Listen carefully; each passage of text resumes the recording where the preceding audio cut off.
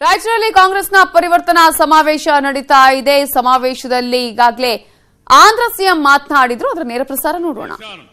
రాజకీయ నాయకుల్లో ఇప్పుడు కూడా కోరుతున్న ట్రాన్స్పరెన్సీ రావాలంటే ఈవీఎం కౌంట్ చేయాలి, వీవీప్యాట్ లో వచ్చే స్లిప్పులు కూడా కౌంట్ చేయాలి. ఈ రెండు కౌంట్ చేసి రెండు టాలీ అయితే అప్పుడు మనం సాటిస్ఫై అవుతాం తప్ప ఎక్కడన్నా చిన్న మ్యానిపులేషన్ కి అవకాశం ఉన్నా చాలా ఇబ్బందులు పాలవుతామని చెప్పి కూడా నేను మీకు తెలియజేస్తున్నాను. ఈ సందర్భంగా నేను ఈ రోజు మిమ్మల్ని అందరినీ ఒకటే కోరేది, ఈ ప్రభుత్వం వల్ల మనకి ఏమీ లాభం లేదు. 2% అభివృద్ధి తగ్గిపోయింది.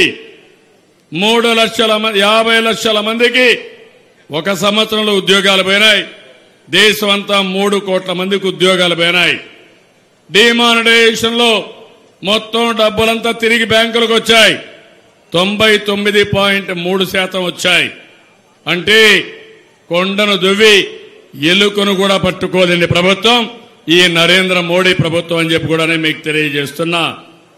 ఇంకో పక్క 40 సంవత్సరాల్లో ఎప్పుడూ లేనంత నిరుద్యోగ సమస్య వచ్చింది.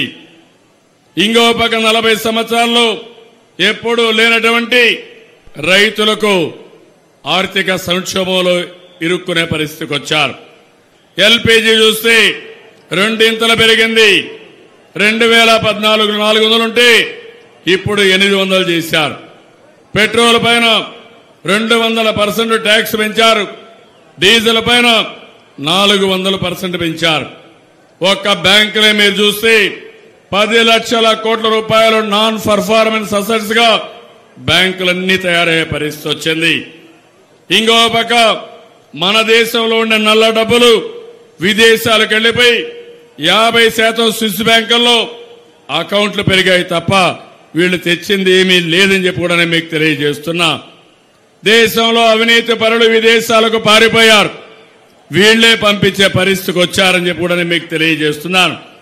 ఇలాంటివన్నీ చూస్తా ఉంటే ఈ రోజు మనం ఒకసారి చూస్తే పార్లమెంట్ లో నరేంద్ర మోడీ స్పెండ్ చేసింది 15 రోజులైతే 200 రోజులు విదేశాల్లో స్పెండ్ చేసిన వ్యక్తి.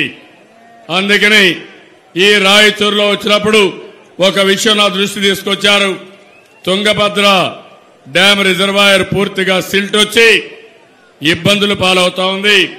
33 టీఎంసీ నీళ్లు నిల్వ చేసుకోలేకుండా ఇబ్బందులు పడుతున్నారు. దీంట్లో 30% ఆంధ్రప్రదేశ్ కి, మిగిలింది కర్ణాటకకి, కొద్దిగా తెలంగాణ ప్రభుత్వానికి కూడా ఉంది.